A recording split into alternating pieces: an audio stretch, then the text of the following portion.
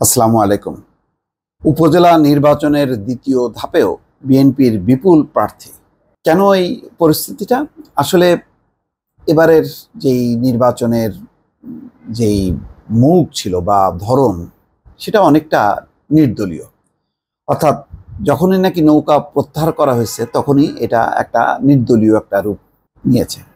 তো যখন নির্দলীয় রূপ নেয় তখন কি হয়? তখন যাদের যাদের প্রভাব আছে, যাদের যাদের একটু ক্ষমতা আছে বা জনপ্রিয়তা আছে, জনসংযোগ আছে, তারা মনে করে আমি তো নির্বাচন করলে জিতবো। জিতলে এক ধরনের প্রোটেকশন থাকে, এক ধরনের ক্ষমতা থাকে, সে নিজেকে একটু নিরাপদ বোধ করে। তো সেই কারণে যেই সমস্যাটা আওয়ামী লীগও সবাই প্রার্থী হতে চায়, বিএনপিরও তেমনটাই হতে চায়। আর বিএনপি এটাকে দেখছে একদম রাজনৈতিকভাবে। যেহেতু দ্বাদশ জাতীয় সংসদ নির্বাচন তারা বর্জন করেছে, সুতরাং উপজেলা নির্বাচনটাও তারা মনে করে এই সরকারের অধীন এবং ওই দ্বাদশ জাতীয় সংসদ নির্বাচনেরই একটা আর একটা অধ্যায়। তো সেই বিবেচনায় তারা একটা কঠোর ব্যবস্থা নিয়েছে। দ্বাদশ জাতীয় সংসদ নির্বাচনে কিন্তু তারা সফল ছিল, কেউ চেষ্টা করেনি মানে স্বতন্ত্র হিসেবে নির্বাচন করার।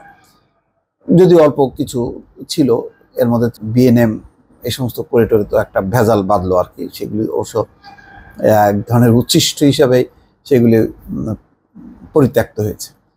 কিন্তু উপজেলা নির্বাচনটা একেবারেই মনে রাখা দরকার যে এইটা কিন্তু রাজনীতির রং আছে, কিন্তু আবার নির্দলীয় একটা প্রভাবও আছে। তো সেটা সম্ভবত বিএনপি বুঝতে ভুল করলো কিনা আমার এখনকার মনে হচ্ছে। কারণ হচ্ছে কেন যেখানে জাতীয় নির্বাচনে এত কোনো আগ্রহ ছিল না বিএনপির নেতাকর্মীদের, কেন তারা দলের নির্দেশ ভঙ্গ করে এখন তারা এই নির্বাচনে অংশ নিতে যাচ্ছে, এটা আরেকটু গভীরভাবে বিশ্লেষণ করার দরকার ছিল বলে আমি মনে করি।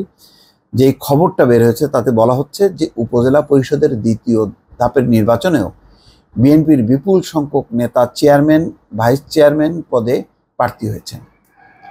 দলের নির্দেশ অমান্যকারী এসব নেতার তালিকা করছে দলটি। তবে প্রথম আলো নিজস্ব প্রতিবেদক ও প্রতিনিধিদের পাওয়া তথ্য অনুযায়ী দ্বিতীয় ধাপে বিএনপির বিভিন্ন পর্যায়ের অন্তত ৩৩ জন নেতা চেয়ারম্যান পদে নির্বাচন করছেন। বিএনপির দায়িত্বশীল সূত্র জানিয়েছে, নির্বাচন বর্জনে কঠোর নিষেধ সত্ত্বেও যারা দ্বিতীয় ধাপের নির্বাচন মনোনয়নপত্র দাখিল করেছেন তাদের ব্যাপারে দলের শীর্ষ নেতৃত্ব খুবই বিরক্ত। কারণ প্রথম ধাপের নির্বাচনে যারা মনোনয়নপত্র দাখিল করেছেন ততক্ষণ পর্যন্ত নির্বাচনের ব্যাপারে সিদ্ধান্তহীন ছিল দলটি। এই কারণে প্রথম ধাপের প্রার্থীদের ব্যাপারে দল কিছুটা সময় নিয়েছে, সাংগঠনিক প্রক্রিয়া তাদের বুঝিয়ে নির্বাচন থেকে ফেরানোর চেষ্টা করেছে। শেষ পর্যন্ত একযোগে ৭৩ জন সহ দলীয় নির্দেশ অমান্যকারী প্রার্থী হওয়া ৭৫ জনকে বহিষ্কার করা হয়। সংশ্লিষ্টরা বলছেন, এরপরেও দলের স্থানীয় পর্যায়ের নেতাদের প্রার্থিতা নিয়ে শীর্ষ নেতৃত্বের উষ্মা রয়েছে। কথা বলে জানা গেছে, যারা দ্বিতীয় ধাপের নির্বাচনে ইতিমধ্যে মনোনয়নপত্র দাখিল করেছেন তাদের নামের তালিকা করতে বলা হয়েছে। আজ মঙ্গলবার তালিকা তৈরি শেষ হবে। এরপর শিগগিরই তাদের কারণ দর্শানো নোটিশ দেওয়ার পর সাংগঠনিক ব্যবস্থা নেওয়া হবে। প্রথম আলোর যেই তাদের তথ্য, যে প্রথম ধাপের চেয়ে দ্বিতীয় ধাপের নির্বাচনে চেয়ারম্যান পদে বিএনপির প্রার্থীর সংখ্যা বেশি। প্রথম ধাপের চেয়ারম্যান পদে প্রার্থী হন ২৮ জন। শেষ খবর পাওয়া পর্যন্ত দ্বিতীয় ধাপে ৩৩ জন নেতা চেয়ারম্যান পদে মনোনয়নপত্র দাখিল করেছেন। একইভাবে ভাইস চেয়ারম্যান ও মহিলা ভাইস চেয়ারম্যান পদে প্রার্থীর সংখ্যাও অনেক। পঞ্চগড়ের দেবীগঞ্জ উপজেলার চেয়ারম্যান পদে প্রার্থী হয়েছেন দেবীগঞ্জ উপজেলার আহ্বায়ক রহিমুল ইসলাম।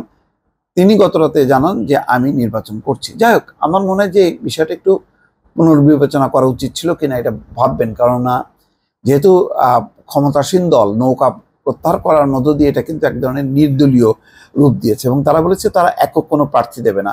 তো একক প্রার্থী না দিলে দেখা যাচ্ছে যে একজন কর্মীও নির্বাচন করতে পারে, আবার একজন যে দলের এই মানে উপজেলা পর্যায়ের যে সভাপতি সেও করতে পারে।